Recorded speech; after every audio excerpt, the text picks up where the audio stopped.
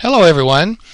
Alright, you've asked me to work through one of these forward market arbitrage problems, and I have a little teaching, I don't know what you'd call it, a little construct that will help you do this. What seems really complicated actually isn't so hard. So let's go ahead and get started. Let me move my picture out of the way here. So this is the setup. We have imagine this is the ocean. We have the United States over here on the left. We have some foreign country that I'm calling Hayek land over here on the other side of the ocean. Down here on the bottom of the page is the present day. So in the present day, the exchange rates from dollars to Hayeks is given by $1 equals 5 Hayeks. And up here is 1 year from now. So 1 year from now, if you wanted to convert your money, you would do it in the forward market. And the exchange rate in the forward market is $1 exchanges for 4.575 Hayeks.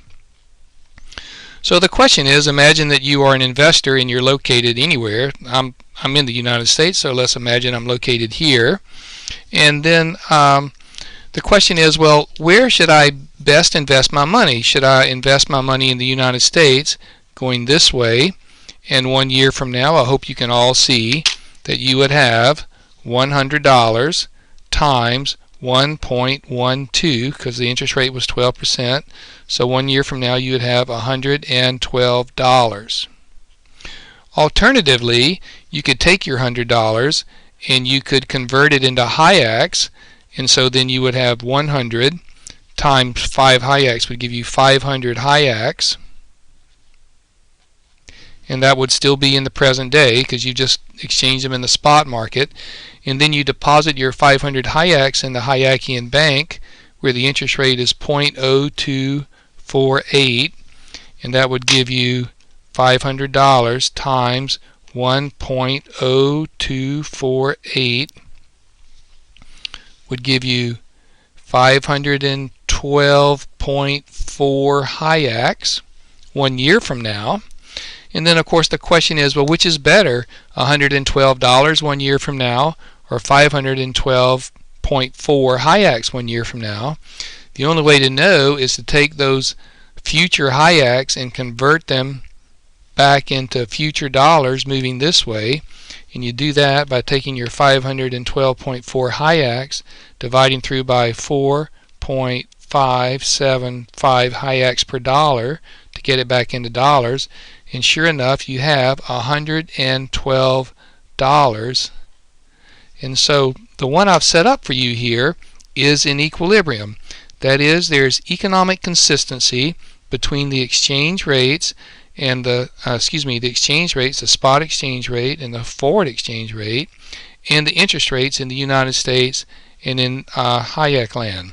Now, to show you what can happen in forward market arbitrage, let's imagine that the central bank in the United States takes action to lower the interest rate. For example, that's a pretty high interest rate, so suppose the Federal Reserve said, hey, that's too high, let's make the interest rate 10%. Now, since we were in equilibrium before and we've moved one of the variables, we are now in disequilibrium, and the task is to figure out, well, which is the best way to go? Well, after you've done them a little while, it becomes intuitive, but at first it's not. But since I've done them a while, I just know that since the interest rate in the United States has now fallen, it's a good idea to borrow money in the United States. So what will happen is investors, not just in the United States, but in Hayek land and frankly all over the world, will begin this pattern of a counterclockwise flow of funds. It's called around the lake, and they will accumulate money as they do it. So let me show you. So that $100 becomes 500 Hayeks, which becomes 512 Hayeks 1 year from now, which becomes $112 1 year from now. And now you can take this certificate that says basically 1 year from now this certificate can be cashed in for $112. You go to the U.S. bank and you say, I would like to borrow some money. The banker says, very well, do you have any collateral? And your answer is, yes, I do. I have this certificate that will pay $112 1 year from now. how much money will you loan me if I sign that certificate over to you? And what they will loan you is $112 divided by 1.1, because that's the interest rate, right? And that will leave you with $101.81, which you would then immediately convert into Hayaks times 5, which would give you 509 Hayaks, which you would then deposit in the Hayakian bank, and you would get interest of 0.0248, so times 1.0248 would yield 521.72, rounding, Hayaks payable 1 year from now, which you could then present in the forward market to get that converted into dollars.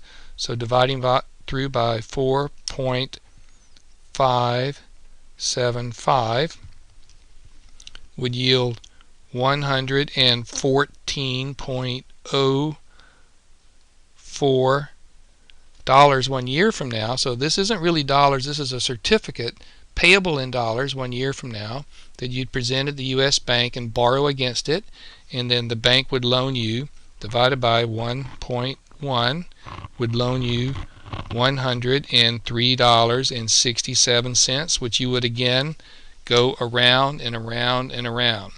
And so this action of going around and around and around would continue not by just this one imaginary person with $100, but by thousands of people moving millions of dollars, maybe even hundreds of millions of dollars around very, very fast, all by computer. And I hope you can see that it will put pressure on all of the data, all of the values for the data that we have. So let's do the easy ones first. What's happening in the U.S. bank? In the U.S. bank, there's suddenly a lot of business, but it's all in one way. In the U.S. bank, everybody is trying to borrow because this is a really good interest rate in the United States compared to the exchange rates and what's going on in the rest of the world. Everyone's trying to borrow. So the U.S. bank manager notices that they have thousands of borrowers and no depositors. So there's pressure on the U.S. bank to get the interest rate to creep back up. Now the opposite's happening over here in the bank in Hayak land, because in the bank in Hayak land the problem is that you have all these depositors. Everyone is depositing money to get a hold of this interest rate here, and we have nobody borrowing. So there's pressure in Hayak land to drive the interest rate down. I hope you can see that as this interest rate is driven up and this interest rate is driven down, that causes the profit that we make each time we go around the lake to get whittled smaller and smaller. Now those are the easy ones to see. The hard ones to see are what's happening in the spot and forward exchange market. So down here in the spot market, what's happening is everyone is coming to the spot exchange house. They're holding dollars and they're trying to get their dollars converted into Hayaks. Another way of thinking about it is they're trying to sell their dollars and buy Hayaks. So if you're trying to buy Hayaks, it drives up the value of Hayaks and it drives down the value of dollars. So there'll be pressure here that $1 used to buy 5 Hayaks, and now $1 will buy something less than 5 Hayaks because Hayaks are becoming more and more valuable. So there'll be pressure driving this number down. And up here, just the opposite's happening.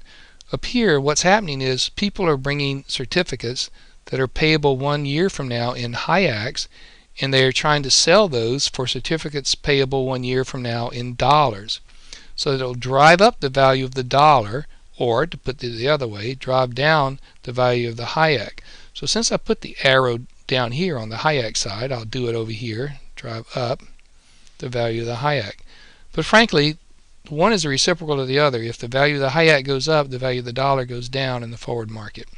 And so I hope you can see that when one of these variables moves out of line with the others, it causes this forward market arbitrage to move round and round and round, driving market forces, driving the values of these variables back into equilibrium.